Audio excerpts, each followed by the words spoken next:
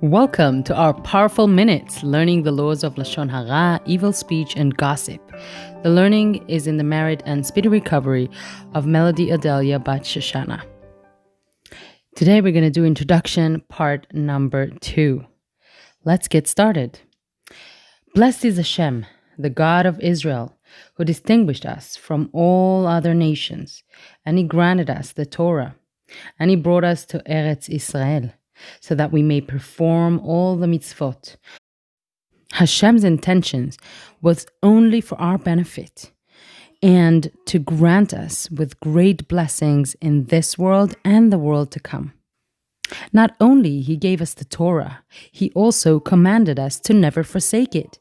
He also gave us prophets throughout our history to help us improve our ways.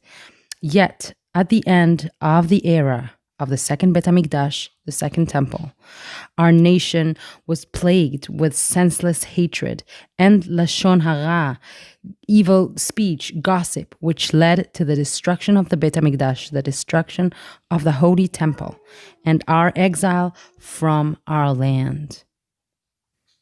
From the time that we were exiled from our land, we have been praying and longing each day that Hashem may at last redeem us.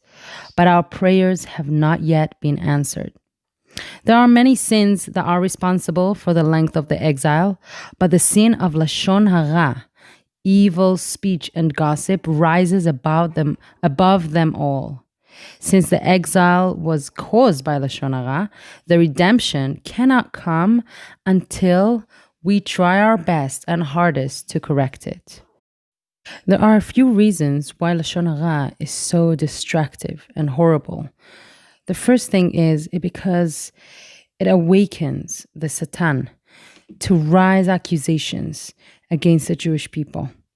And these accusations can lead us to not such good stuff happening to the Jewish people. Another reason why it's so destructive is when a person fills their mouth with forbidden speech, with bad speech, it prevents holy words of Torah or prayer when they do things that are good and they actually verbalize it. It prevents it from reaching the heavens, from being holy and going up there.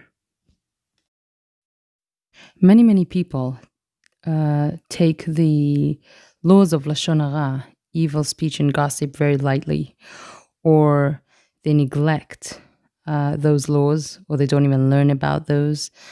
And there are two reasons of that.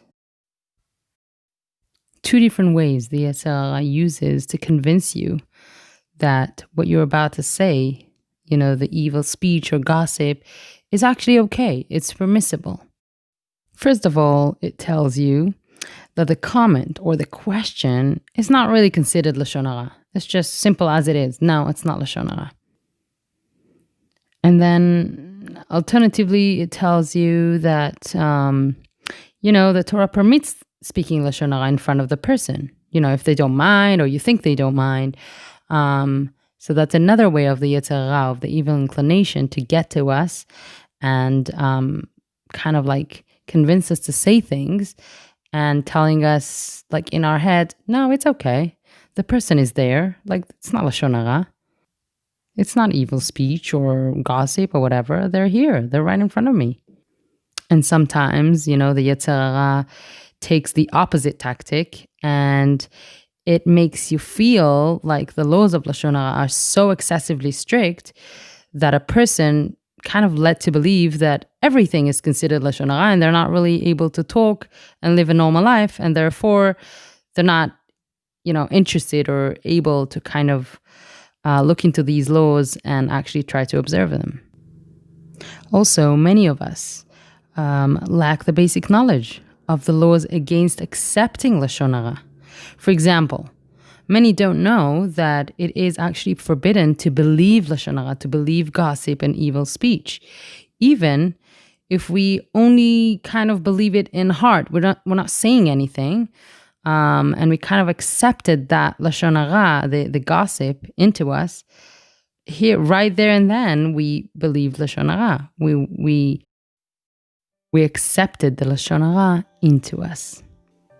For all these reasons and many others, this entire subject of refraining from Lashon Hara and gossip has been really in the back burner, let's put it this way. In future recordings, we will go over the laws, dive right in, and start learning how to filter out and what to filter out before, and think before we say things. Especially what would be really interesting is to learn the laws of Lashon Hara when it comes to dating. If someone asks you about someone that maybe they're dating or they would like to date, what you're allowed to say, what you're not allowed to say. And so we will discuss that in future recordings. Thank you all so much for listening.